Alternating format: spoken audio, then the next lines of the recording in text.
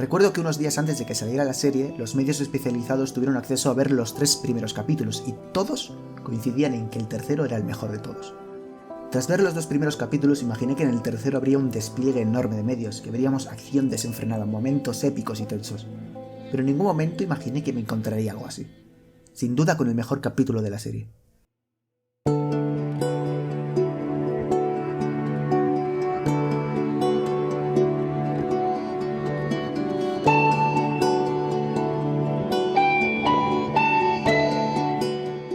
Lo primero que quiero dejar claro es que este capítulo no tiene nada que ver con los anteriores, en todos los sentidos. El análisis del episodio 2 fue prácticamente una enciclopedia narrativa audiovisual. En todo momento, la cámara se posicionaba en el mejor lugar posible para narrar. La escala de los planos correspondía a la importancia de cada momento. Los movimientos ayudaban a acelerar y marcar momentos. Teníamos composiciones poéticas con un alto grado simbólico. Pero en este capítulo no hay nada de eso, y sin embargo, es más poético. Hay que entender que hay varias formas de narrar una historia. Puedes recrearte con un montón de planos o composiciones para que cada uno de ellos ayude a trasladar visualmente la historia, o simplemente puedes mostrarla. Lo que hace especial a la dirección de este capítulo es la ausencia de tener que señalar o narrar situaciones. Lo que desea el director es que observes y juzgues esta historia por tu cuenta, sin tener que interferir con la cámara. Me explico. Pongamos que dirigimos una película y estamos rodando un momento importante para el protagonista. Hay directores que sin dudarlo se lanzarían a mover la cámara hacia el personaje para enfatizar ese momento. Sin embargo, hay otros que simplemente no moverían nada, ni se acercarían. Simplemente te dejarían observar sin ninguna intervención o manipulación. Son 2 estilos, pero uno trata de ser más respetuoso con la historia que cuenta. No quiero decir que uno sea mejor que otro, y sé que no es justo que para explicar esto os compare Prisioneros con Transformers, pero quería irme a los extremos para que pudierais entenderlo. Este capítulo hace algo muy parecido a la película Prisioneros, y algo muy común en el cine social europeo, y es que toda la historia de Billy Frank está rodada con la misma lente, 35 mm. ¿Por qué? Porque es la lente que más se asemeja al ojo humano, por lo que nuevamente trata de mostrarte esta historia de la forma más objetiva posible. Fijaos en este plano cómo la lente influye en la manera que observas al personaje. Esto no ocurre en la historia de Billy Frank. La cámara está trabajada de tal forma para que no se perciba.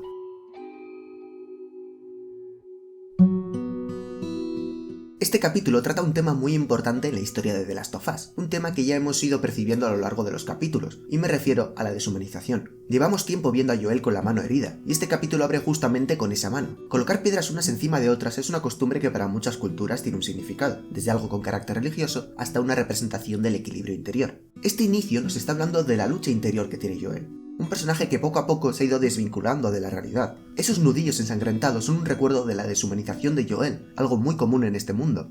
La reacción que tuvo Joel no solo sorprendió a Ellie, sino al propio Joel, y por eso le vemos dándole vueltas al tema. Son unas heridas que estarán ahí en el viaje recordándole qué es lo que hizo. Por eso es interesante ver las marcas en la otra mano, donde no tiene el reloj, mostrándonos visualmente esa dualidad de Joel, la humana con el reloj y en la que se está convirtiendo.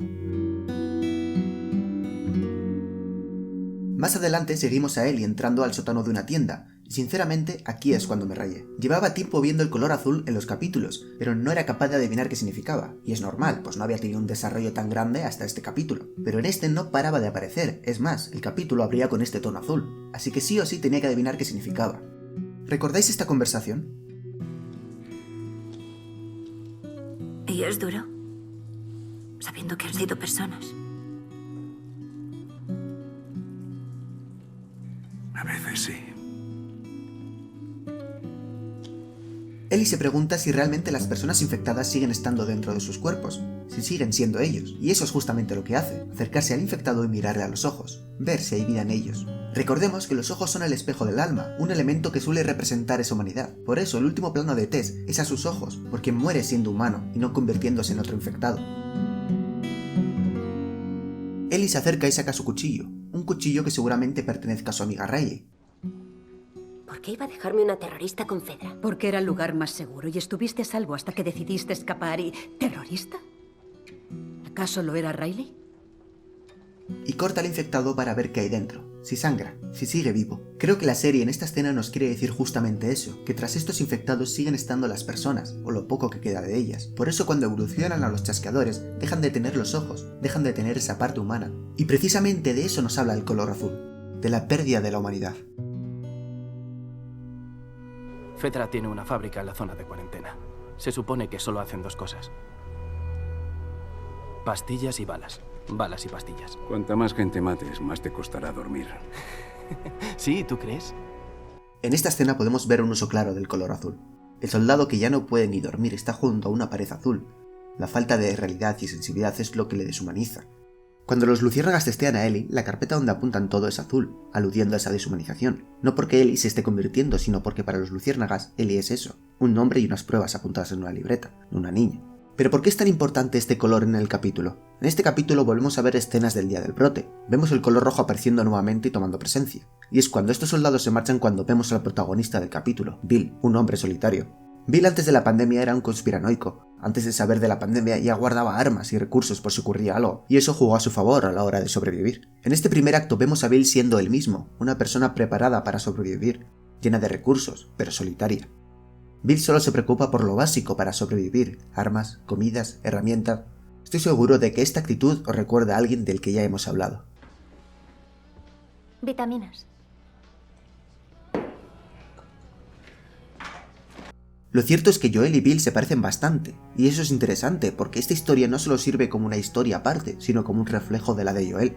Este primer acto con Bill es importante, pues vemos cómo se mueve con el coche y busca herramientas, electricidad y recursos, todos ellos de color azul, pues Bill solo trata de sobrevivir, no le gusta el contacto humano, no quiere tenerlo, y eso es otro tipo de deshumanización. Durante toda esta escena podemos oír una canción de fondo, la canción de Fleetwood Mac, I'm Coming Home to Stay. Ya el título nos habla de lo que el propio Bill está haciendo, construir su hogar. Y es que en este capítulo las canciones toman un papel muy importante, sobre todo la siguiente que suena, White Room, de Cream. Me encantaría poder ponerla, pero entonces tendría un problema con el copyright y no queremos eso. La canción la escribió el cantante inspirándose en una tapa suya mientras se desintoxicaba, donde pasó la mayor parte del tiempo en una habitación blanca vacía, simplemente con lo necesario para vivir, pero sin ninguna clase de lujo. Creo que se entiende la relación de esta canción con la casa de Bill. Hay un momento donde la canción dice lo siguiente: Black Roof Country, no gold pavement, que traducido sería algo así: país de techo negro sin pavimentos dorados. Y esta letra toma mucha importancia en la historia de Bill y Frank. Bill vive en esa casa blanca, apenas limpia, porque no lo necesita para sobrevivir, pero esto cambia con la llegada de Frank, quien le dice que quiere cambiar, decorar y limpiar la casa.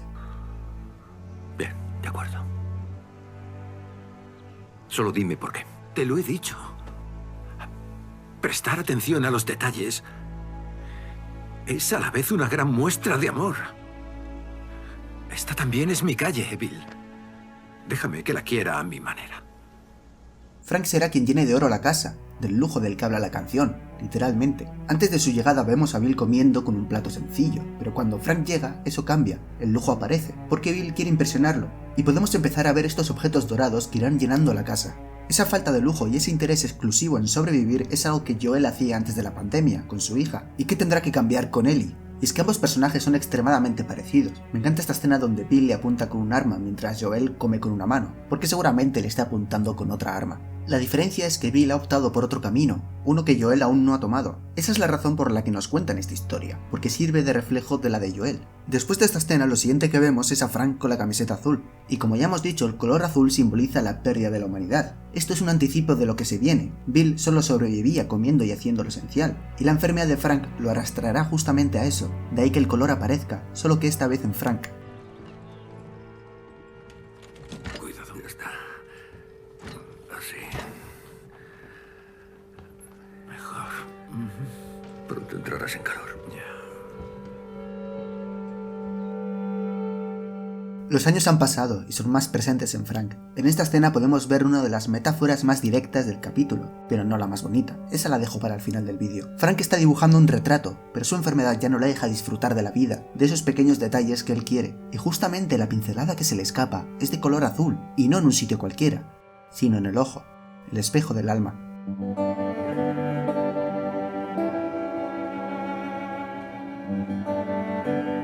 De hecho, en esta escena se puede apreciar una figura dorada. Recordemos que el dorado simboliza los pequeños detalles de amor, el lujo que trajo Frank a la vida de Bill. Y a pesar de que volvamos a verles comer sin ese plato dorado, porque ese lujo ha desaparecido de la vida de Frank, sigue habiendo objetos que reflejan esa idea, elementos dorados. Un suscriptor me dejó en los comentarios del vídeo anterior una idea del posible significado del color amarillo. Me dijo que este color podría simbolizar la infección, la enfermedad, y no le falta razón. Es algo en lo que no había caído, pero el color amarillo suele usarse para referirse a elementos tóxicos como la contaminación. Y en la serie usan el color con esa idea, como con los ojos del infectado. Pero en este capítulo el color amarillo tiene otro significado. Es el lujo del que hablábamos, de esos detalles de la vida.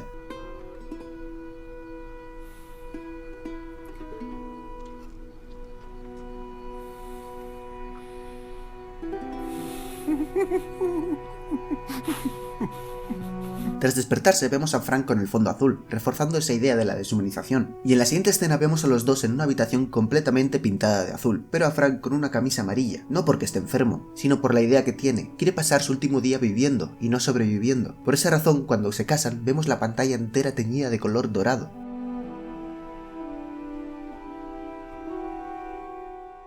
No sé si soy el único, pero cuando vi esta escena y la banda sonora comenzó, sabía que iba a llorar. Fue como si viniesen recuerdos de Vietnam. Me acordé del inicio de Arrival, de Shutter Island. En ese momento estaba pensando, no pueden ser tan cabrones de poner esta banda sonora en este momento. Y la verdad es que queda increíble. Es interesante ver cómo concluye la historia de Bill y Frank, en el mismo lugar donde se conocieron, solo que esta vez en vez de sentarse lejos, se sientan al lado, con elementos dorados a su alrededor. Después de este momento volvemos a ver a Joel y a Ellie. Si con Frank y Bill usábamos una lente de 35 mm porque se parecía al ojo humano, esta vez vemos a Joel y a Ellie con un teleobjetivo, porque su relación es distinta. Seguimos a ambos y vemos los restos del lugar. Un sitio descuidado, algo que sorprende a Joel porque no era propio de Frank, plantas sin regar y, como no, un pomo dorado. Y al entrar vemos esta imagen, para mí la metáfora más bonita del capítulo, dos velas consumidas, Bill y Frank, siendo Bill ese color blanco por la canción The White Room y Frank el dorado, por lo que trajo a su vida, los dos apagados pero juntos. Y es que el color blanco es el color que estaba ligado a Bill. De hecho, más tarde vemos esa habitación blanca de la que hablaba la canción, con los recursos necesarios para sobrevivir, pero sin lujos. Quiero contarte algo porque seguramente serás la única persona que lo entienda. Antes odiaba al mundo y me alegró que murieran todos.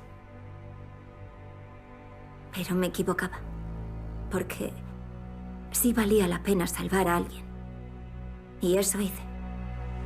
Le salvé y le protegí. Para eso estamos los hombres como tú y como yo. Tenemos una misión.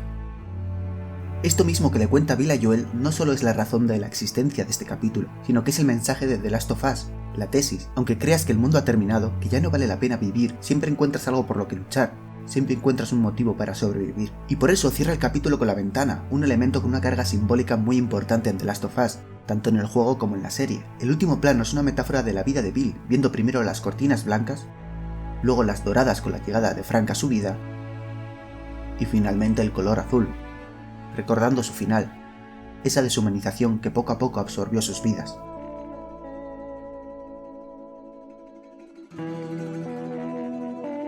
Hasta aquí el análisis del tercer capítulo, espero que os haya gustado, tanto el capítulo como el análisis, y si es así, pues dejar un comentario, suscribíos, darle a la campana para no perderos el siguiente análisis, y un saludo enorme y nos vemos.